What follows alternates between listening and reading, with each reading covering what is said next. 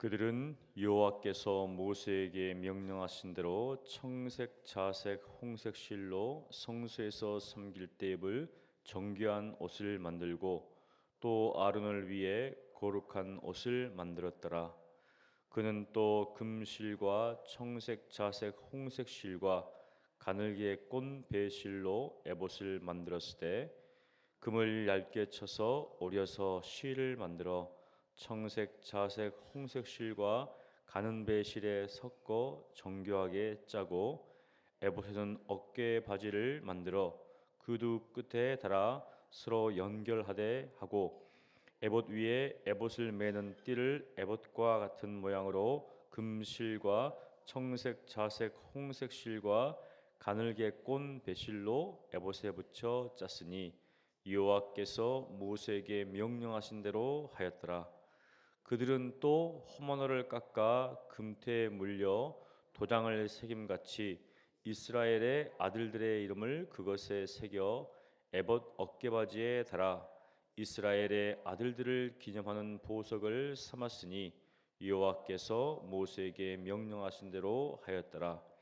그가 또 흉패를 정교하게 짜되 에봇과 같은 모양으로 금실과 청색, 자색, 홍색 실과 가늘게 꼰 배실로 하였으니 그것의 길이가 한 뼘, 너비가 한 뼘으로 네모가 반듯하고 두 겹이며 그것에 네 줄 보석을 물렸으니 곧 홍보석, 황옥, 녹주옥이 첫 줄이요 둘째 줄은 석류석, 남보석, 홍만호요 셋째 줄은 호박, 백만호, 자수정이요 넷째 줄은 녹보석, 호만호, 벽옥이라 다 금태에 물렸으니 이 보석들은 이스라엘의 아들들의 이름 곧 그들의 이름대로 열둘이라 도장을 새김같이 그 열둘 지파의 각 이름을 새겼으며 그들이 또 순금으로 녹군처럼 사슬을 따 흉패에 붙이고 또 금태 둘과 금고리 둘을 만들어 그 두 고리를 흉패 두 끝에 달고 그 따은 두 금사슬을 흉패 끝 두 고리에 꿰매었으며 그 따온 두 사슬의 다른 두 끝을 에봇 앞 두 어깨바지에 금터에 메고 또 금고리 둘을 만들어 흉패 두 끝에 달았으니 곧 그 에봇을 마주한 안쪽 가장자리에 달았으며 또 금고리 둘을 만들어 에봇 앞 두 어깨바지 아래 매는 자리 가까운 쪽 곧 정교하게 짠 에봇띠 위쪽에 달고 청색 끈으로 흉패 고리와 에봇 고리에 꿰어 흉패로 정교하게 짠 에봇띠 위에 붙여서 에봇에서 벗어지지 않게 하였으니 여호와께서 모세에게 명령하신 대로 하였더라.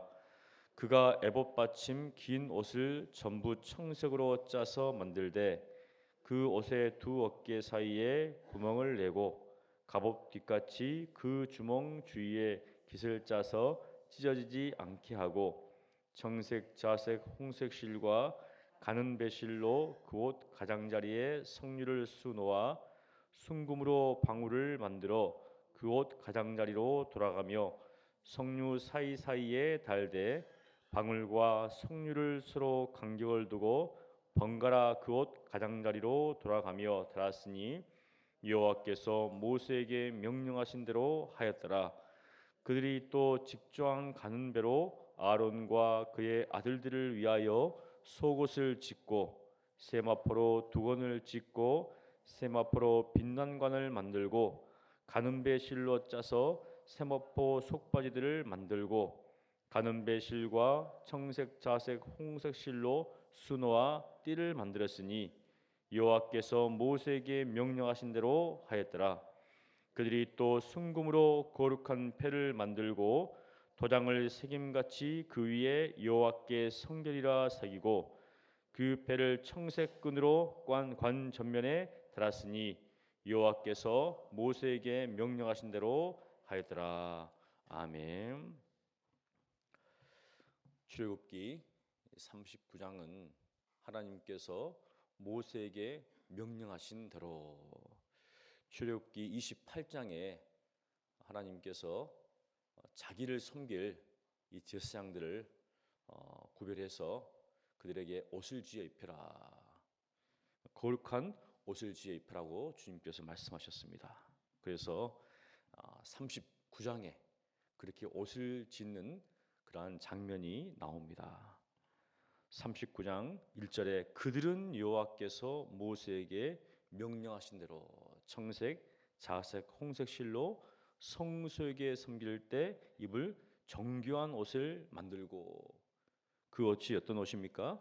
바로 거룩한 옷이죠. 또 아론을 위해서 거룩한 옷을 만들었더라. 제사장과 대제사장의 의복을 만들었다고 이야기합니다. 아주 28장에 보면 자세하게 나옵니다. 옷을 어떻게 만들고 또 그 옷을 왜 만들어야 되는지에 대해서 자세하게 이야기합니다. 그래서 28장에 나와 있는 내용들 여기에 이제 39장에도 그대로 나오는데 안 나오는 부분들도 있습니다. 왜 만들어야 되는지에 대해서는 나오지 않습니다. 왜냐하면 앞에 다 설명을 했기 때문에. 그런데 여기 보니까 3절에 보면 금을 얇게 쳐서 금실을 만드는 과정을 이야기해 줍니다. 실제적으로 이것을 이제 만들고 있기 때문에 3절에 보니까 금을 얇게 쳐서 오리서 실을 만들어 이렇게 정교하게 이제 실을 만드는 과정들을 쭉 이야기를 합니다. 2절부터 해서 3절까지는 에봇을 만드는 과정이고요. 그리고 4절, 5절 보면 여기는 이제 에봇의 어깨 바지를 만들고 또 5절은 에봇을 허리에 매는 띠를 만드는 그런 과정입니다. 그런데 이렇게 만든 후에 이렇게 성경 기록합니다. 5절에 여호와께서 모세에게 명령하신 대로 하였더라. 하나님께서 모세에게 보여준 그대로 다 했다는 것이죠. 그리고 또 이제 다음 작업에 들어갑니다. 6절에 보니까 호마노를 깎아서 금태에 물려서 도장을 새기고 그 이제 두 개죠. 좌우의 어깨 위에 붙이기 때문에 그 안에는 당연히 이스라엘의 12 아들들의 이름이 있습니다. 6개 이렇게 해가지고 좌우로 붙입니다. 그러면서 7절에도 여호와께서 모세에게 명령하신 대로 하였더라.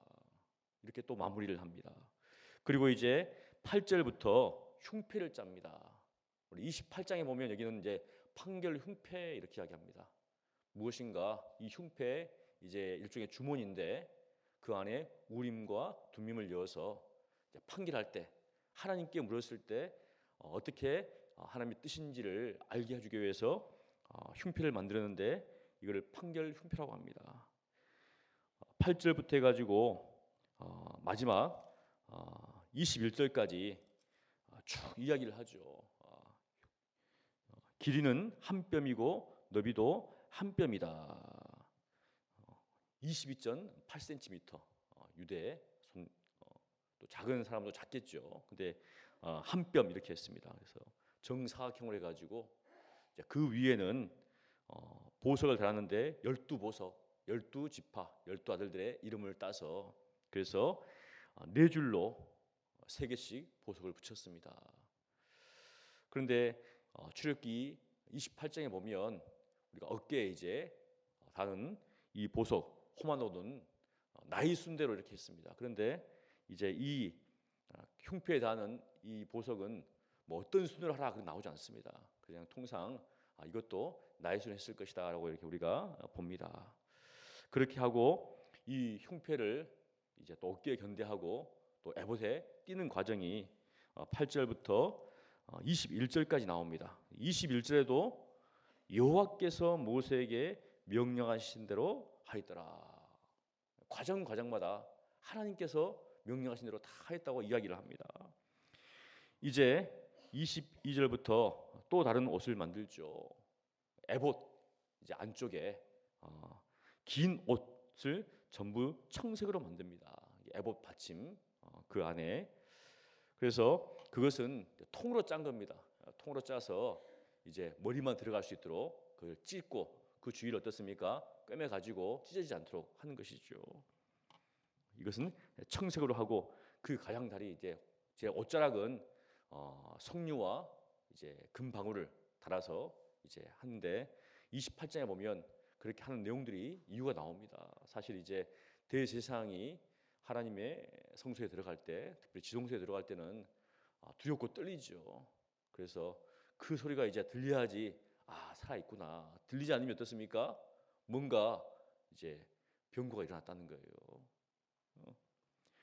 자, 그래서 그렇게 하나님께서 명령을 했는데 26절에도 여호와께서 모세에게 명령하신 대로 하였더라. 이렇게 끝을 맺습니다.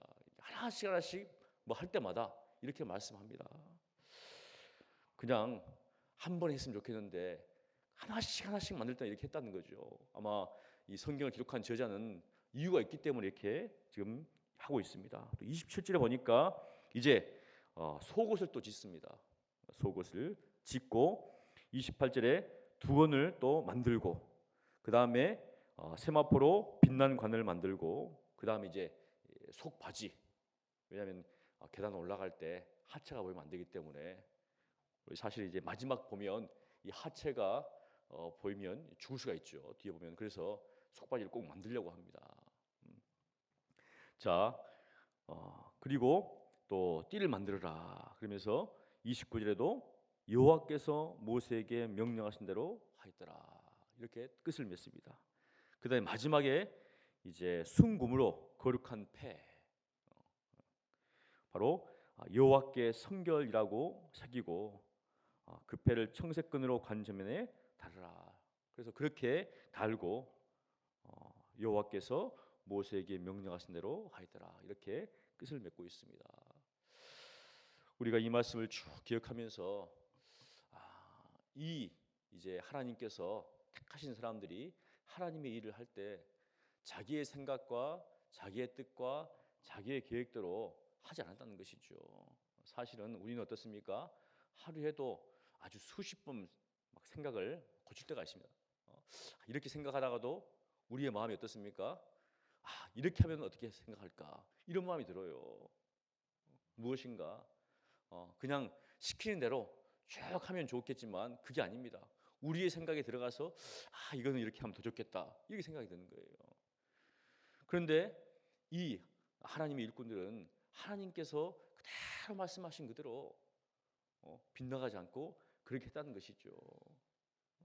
다들 지혜로운 사람들이고 어떻게 보면은 재능도 있는 사람들이고 출중한 사람들입니다. 그런데 뭔가 자기의 어떤 생각들을 가미하지 않고 그대로 행했다는 것이죠. 여기 보니까 특별히 하나님께서 여호와께서 모세에게 명령하신 대로, 다 지혜로운 사람들이지만 맞잖아요. 사실 이제 모세의 누이와 형도 모세가 너무 이렇게 이게 드러나니까 자기들 모세만 하나님이 택했는가, 자기도 택했다 이렇게 해가지고 반역을 꾀합니다. 그러면 어떻습니까? 다른 사람들도 마찬가지일 수 있다는 것이죠. 그런데 그 일꾼들은 그렇게 하지 않았다는 겁니다. 하나님께 직접 받지 않았지만 모세를 통해서 하나님께서 말씀하신 그대로 준행하는 일들이 일어납니다. 우리가 매 주마다 하나님의 말씀을 듣습니다. 맞죠? 매 주마다 듣습니다. 또 새벽에 나오시는 분들은 막 새벽에. 그런데 우리가 하나님께서 이 설교를 통해서 들려지는 말씀에 대해서 어떤 반응을 보이는가? 많은 사람들이 정말 듣지만 그 말씀대로 그대로 했다면 아마 우리 한국 교회가 이렇진 않겠죠. 우리는 이렇지 않겠죠. 뭔가 바뀌었겠죠. 그런데 그렇지 않았다는 겁니다. 듣고 그냥 그런갑다 지나간다는 것이죠. 우리 마태복음 7장 한 말씀 보겠습니다. 마태복음 7장입니다.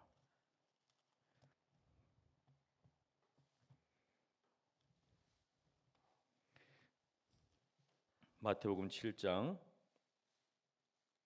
24절에 예수님께서 이렇게 말씀하십니다.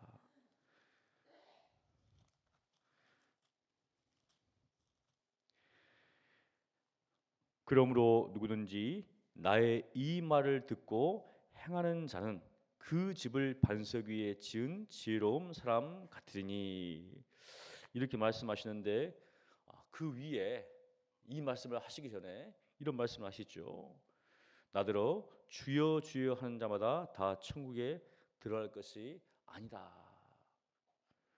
다만 하늘에 계신 내 아버지의 뜻대로 행하는 자라야 들어가리라. 이렇게 말씀하시면서 하나님께서, 예수님께서 하신 말씀에 대해서 그것을 듣는 사람들이 어떤 태도를 취할 것인가, 듣고 그냥 흘러 떼내려보는 자가 아니라 그 말씀을 듣고 순종하는 자가, 준행하는 자가 참으로 지혜로운 자다. 반석이에 집을 지은 그런 사람과 같다 이야기하는 겁니다.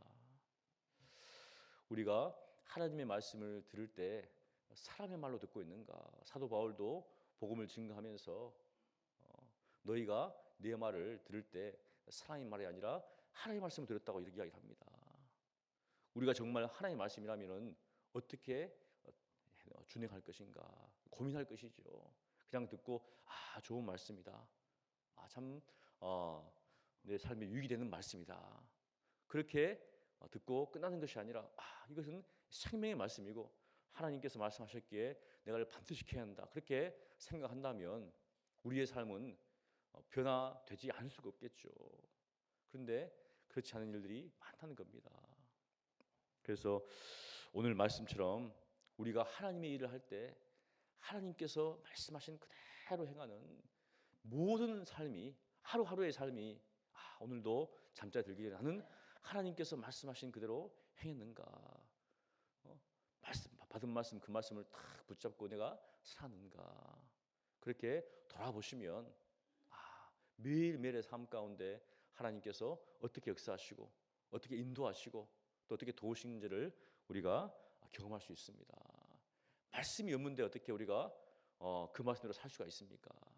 새벽에 받는 말씀 또 주일에 받는 말씀을 매일 삶 가운데 적용할 때 우리의 삶이 하나님 보시기에 합당한 삶으로 더욱더 나아간다는 것이죠. 그래서 여러분들, 저나 여러분들이 매일 삶 속에서 하나님 그 말씀을 그대로 준행하시기를 간절히 축원합니다. 그리고 이렇게 이제 쭉 읽으면은 쭉 이렇게 출애굽기 28장이나 39장을 읽었는데 이러신 분이 있어요. 아니 제사장의 의복과 나와 어떤 상관이 있는가? 맞죠? 도대체 웬 상관이 있는가? 그런데 히브리서 기자가 베드로전서 사도 베드로는 우리에 대해서 이렇게 이야기합니다. 베드로전서 2장을 우리 한번 보겠습니다. 베드로전서 2장 4절과 5절입니다.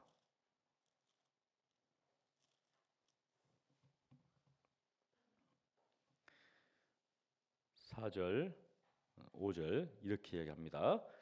사람에게는 버림바가 되었으나 하나님께는 택하심을 입은 보배로운 산돌이신 예수께 나와 너희도 산돌같이 신령한 집으로 세워지고 예수 그리스도로 말미암아 하나님이 기쁘게 받으실 신령한 제사를 드릴 거룩한 제사장이 될지니라. 사도 베드로가 우리에게 이렇게 명령한다는 것이죠. 바로 너희도 하나님께서 기쁘게 받으실 신령한 제사를 드릴 거룩한 제사장이 되라는 겁니다. 그렇다면 우리가 거룩한 제사장으로서 무엇이 필요한가? 이게 정체성이죠. 당연히 구약의 제사장은 이제 사라졌습니다. 하지만 사도 베드로는 예수를 믿는 우리에게 바로 너희가 거룩한 제사장이라는 것이죠. 매일의 삶 가운데서 하나님께 신령한 제사를 드릴 제사장이라는 겁니다.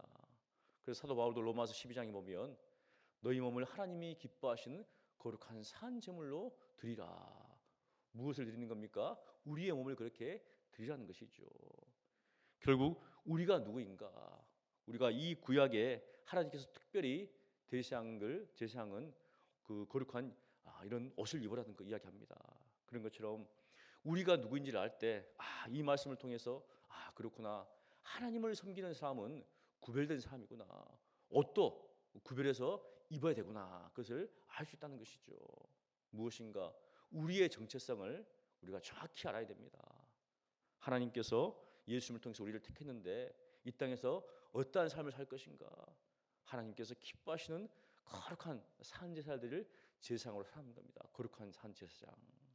그래서 이 말씀을 통해서 우리가 바로 우리는 거룩한 제사장이기 때문에 이 말씀이 우리에게 유익이 되고 또 우리에게 도움이 된다는 것이죠. 세 번째로 거룩한 제사장이라는 것은 이제 지금은 어떻습니까? 그렇다고 우리 집에 각각 집에 뭐 제사장처럼 옷이 있는 건 아니죠. 그렇다면 제사장의 옷은 어떤 옷이어야 할 것인가? 바로 로마서 13장 14절에 이렇게 이야기합니다. 우리 함께 찾아보겠습니다. 로마서 13장 14절에 사도 바울이 우리에게 이렇게 이야기하죠. 14절 오직 주 예수 그리스도로 옷 입고 정욕을 위하여 육신의 일을 도모하지 말라. 예수 믿기 전까지는 어떻습니까? 우리는 우리 육신의 소욕을 따라 살았습니다. 그런데 예수를 믿는 순간 우리는 어떻습니까? 이제는 예수 그리스도로 옷 입어라. 다른 옷이 아닙니다. 오직 그래서 예수 믿는 사람들은 옷이 한 벌밖에 없어야 돼요. 딱 한 벌. 다른 옷이 있으면 안 됩니다. 집에 많은 옷이 있겠지만 오직 이 옷, 오직 주 예수 그리스도로 옷을 입어라. 그러면서 갈라디아서 3장 27절에도 이렇게 이야기를 합니다. 우리가 어떤 자인가에 대해서 사도 바울이 또 한 번 이야기하죠. 누구든지 그리스도와 합하기 위하여 세례를 받은 자는 그리스도로 옷 입었느니라. 그리스도와 합하기 위해서. 놀라운 신비입니다. 어떻게 우리가 주님과 합할 수 있는가? 그런데 주님과 합하기를 원하는 사람들을 세례를 받은 사람은 그리스도로 옷을 입었다. 그렇다면 이 그리스도를 옷을 입었다면 당연히 드러나겠죠. 대제사장의 옷이 어떻습니까? 화려하고 영광스럽습니다. 완전히 구별이 됩니다. 그런 것처럼 그리스도로 옷 입은 사람들은 어떠한 모습들로 드러날 것인가? 골로새서 3장 15절 말씀 한 말씀 보겠습니다. 골로새서 3장 12절에 어떤 모습들이 우리의 삶 가운데 드러날 것인가? 이렇게 이야기합니다. 우리 차연분들 함께 읽습니다.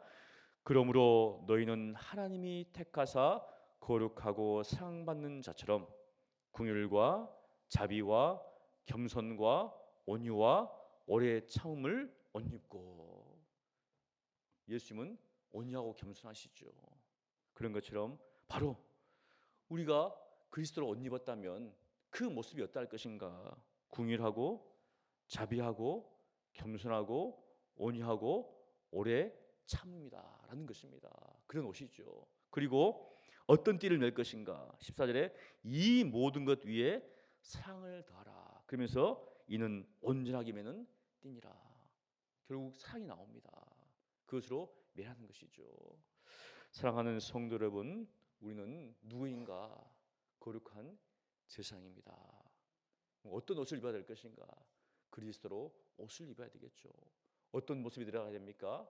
긍휼하심과 자비와 겸손과 온유와 오래 참 사랑이 드러난다는 것이죠.